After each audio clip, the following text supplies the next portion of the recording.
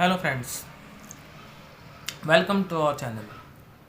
Students, आज हम HTET TGT level 2 जो आज ही 19 दिसंबर 2021 को हुआ है, उसका हम इंग्लिश लैंग्वेज पोर्शन सॉल्व करेंगे।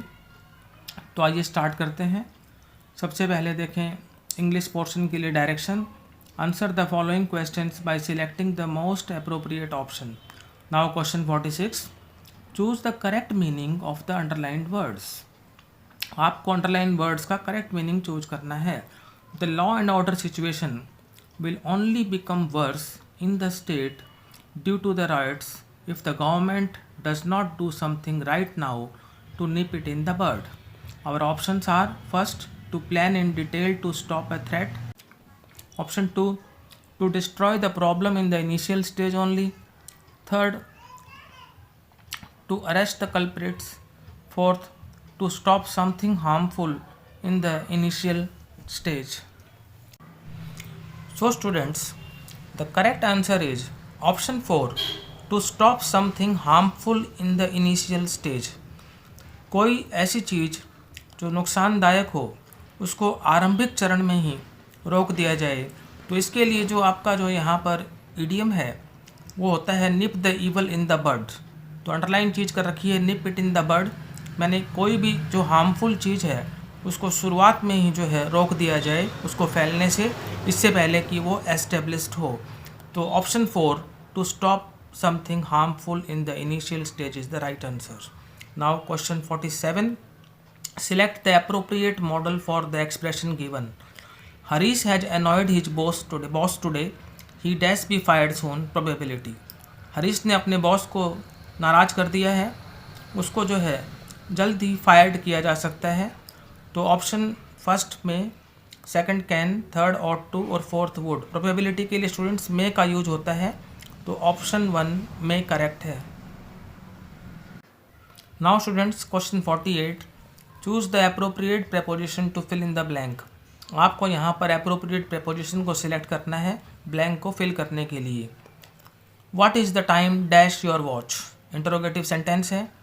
Option 1 in, option 2 from, option 3 by, option 4 on.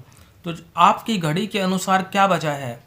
तो जब भी स्टूडेंट ऐसा सेंटेंस होता है व्हाट इज़ द टाइम, हम किसी से पूछते हैं कि आपकी घड़ी के अनुसार क्या बजता है, क्या बजा है, तो प्रेपोजिशन बाय का यूज होता है।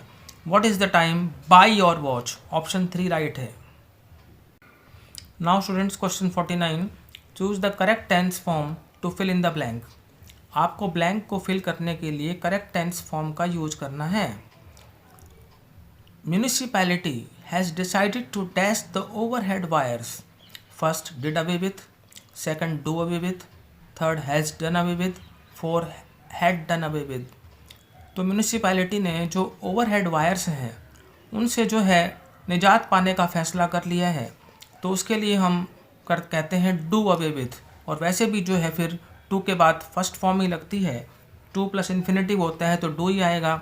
डिड, हैज, हैड आ नहीं सकते, तो डू अवे विद आपका करेक्ट आंसर है। Option 2 right, municipality has decided to do away with the overhead wires. Now question 50, choose the part of the sentence which is incorrect. The party president made Rakesh a MP candidate for the coming election. Part A है the party president made, part B Rakesh, part C a MP candidate, part D for the coming election. तो students, जो part incorrect है वो है सी, क्योंकि ए MP candidate नहीं होता, N MP candidate होता है। क्योंकि जब हम M को प्रोनाउंस करते हैं तो वोवल साउंड आती है, तो MP से पहले हमेशा N का प्रयोग होता है। तो जो सेंटेंस का जो पार्ट जो इनकरेक्ट है वो है part C, a MP candidate की जगह एन MP कैंडिडेट होगा। तो ऑप्शन 3 सी में आप जो है इसको टिक करेंगे, क्योंकि ऑप्शन 3 में ही जो है एरर है। तो आंसर है इसका option 3 C. Now students, question 51, select the appropriate preposition to fill in the blank. His hut is dash hotel Taj. Option 1 above, option 2 out, option 3 besides, option 4 beside. तो अबव का मतलब होता है ऊपर, आउट का मतलब बाहर, बिसाइड्स का मतलब के अतिरिक्त और बिसाइड का मतलब के पास। तो उसकी जो झोपड़ी है वो होटल ताज के पास है, नियर की बात हो रही है। तो ऑप्शन 4 बिसाइड आपका राइट है। His hut is beside hotel Taj, option 4 beside is correct. Now sentence number 52, select the correct option phrasal verb for the underlined words. आपको जो है करेक्ट ऑप्शन फ्रेजल वर्ब को सिलेक्ट करना है अंडरलाइंड वर्ड के लिए। She rejected his request to take her home, option 1 turn up, option 2 turn down, option 3 turn out और option 4 turn off. तो स्टूडेंट्स रिजेक्टेड को अंडरलाइन किया हुआ है और रिजेक्टेड के लिए जो करेक्ट फ्रेजल वर्ब होगा वो होगा टर्न डाउन। टर्न डाउन का मतलब भी होता है ठुकरा देना, खारिज कर देना। तो she turn down his request to take her home भी कह सकते हैं हम, और she rejected his request to take her home भी कह सकते हैं। तो रिजेक्टेड के लिए जो फ्रेजल वर्ब होगा वो होगा turn down, option 2 right. Now students question 53, select the appropriate modal to fill in the blank. आपको जो है ब्लैंक में अप्रोप्रिएट मॉडल फिल करना है। ट्रेसपासर्स डैश बी पनिश्ड। ट्रेसपासर्स का मतलब होता है जो किसी की संपत्ति में उसकी बगैर परमिशन के घुस आए, उसकी प्रॉपर्टी में विदाउट परमिशन घुस आए, तो उनको जो है पनिश किया जाएगा। ये लीगल नोटिस है। ये सेंटेंस में लिखा होता है लीगल नोटिस में कि trespassers dash be punished. Option 1 shall, option 2 may, option 3 should, option 4 ought to. तो स्टूडेंट्स लीगल नोटिस है, सीधी सी बात है कि थ्रेट है, वार्निंग है। तो थर्ड पर्सन जब होते हैं तो उसके लिए हम मॉडल शैल का यूज करते हैं। First option shall is right, trespassers shall be punished. Now question 54, choose the correct option for the following. आपको जो है निम्नलिखित के लिए करेक्ट ऑप्शन को चूज करना है। One who waste a lot of money is, एक व्यक्ति जो बहुत सारा पैसा बर्बाद करता है उसे क्या कहा जाता है? वन वर्ड सब्स्टिट्यूट का क्वेश्चन है। First frugal, second recluse, third prodigal और फोर्थ रेटिसेंट। तो students one who waste a lot of money is prodigal, option 3 is right. Now students question 55, choose the correct option to fill in the blank. Blank को fill करने के लिए correct option choose करें। This pen is both good dash cheap, first as well as, second as well, third but only, fourth and. यह pen अच्छा और सस्ता दोनों है। तो students as well, but only और एंड, जब भी बोथ हो तो बोथ के साथ हमेशा एंड का प्रयोग होता है। ये कोरिलेटिव कंजंक्शन होते हैं students. Whenever you find both you will also find and. तो this pen is both good and cheap, fourth option is correct. Now question 56, select the correct option phrasal verb for the blank left in the sentence. Cholera has dash in this village. First broken out, second broken down, third broken up, fourth broken off. Cholera is a disease और cholera बीमारी जो है वो गांव में फैल गई है। तो फैलने के लिए जो यहाँ पर वर्ड यूज होता है वो होता है broken out, option 1 is correct. Cholera has broken out in this village, इस गांव में कॉलेरा फैल गया है, उसको स्प्रेड हो गया है वो। तो broken out, option 1 is right. Question 57, choose the part of the sentence which is incorrect. आपको सेंटेंस का वो पार्ट चूज करना है जो कि इनकरेक्ट है। He did not keep his words to pick him up from WTB। He did not part A, keep his words part B, to pick him up part C, from WTP part D. तो students जो error है वो है part B में। Keep his words दे रखा है, keep his word होगा। कीप हिज वर्ड का मतलब होता है कीप वंस प्रॉमिस, अपना वचन पूरा करना। उसने उसको WTP से पिक करने का अपना वचन पूरा नहीं किया। तो स्टूडेंट्स वर्ड्स की जगह वर्ड होगा। तो एरर है आपका पार्ट बी में। पार्ट बी में एरर है और बी दिया हुआ है ऑप्शन 1 में। तो ऑप्शन 1 आपका जो है करेक्ट आंसर है।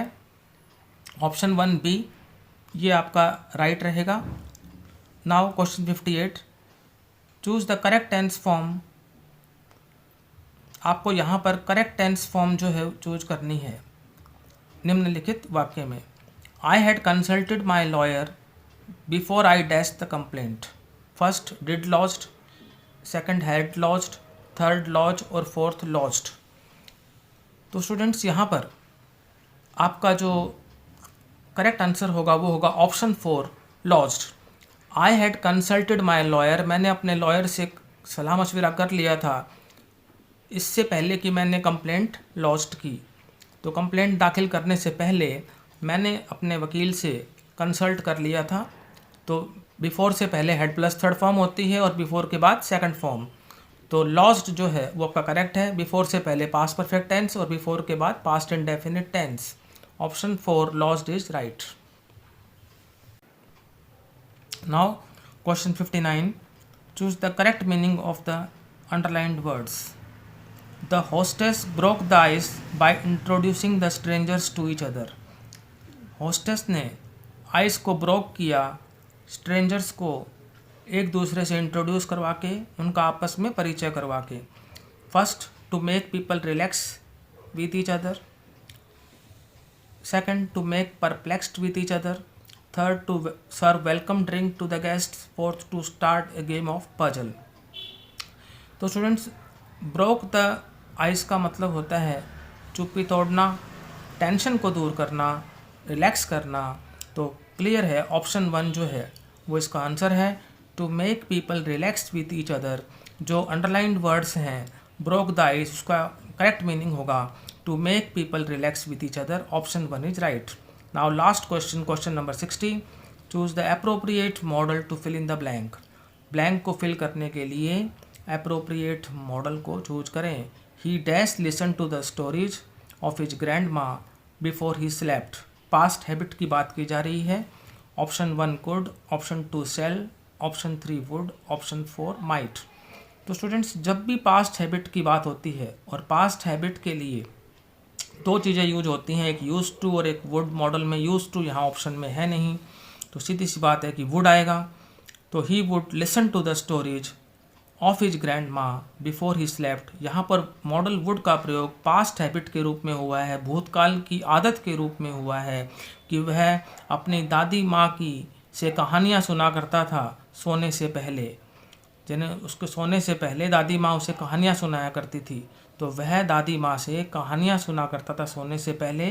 पास्ट हैबिट, भूतकाल की आदत, मॉडल वुड का प्रयोग होगा। Option 3 right. तो स्टूडेंट्स आज हमने एचटेट टीजीटी लेवल 2 के इंग्लिश के क्वेश्चन सॉल्व किए। तो यदि आपको वीडियो अच्छा लगा तो इसे लाइक करें, शेयर करें और चैनल को सब्सक्राइब करें। Thank you.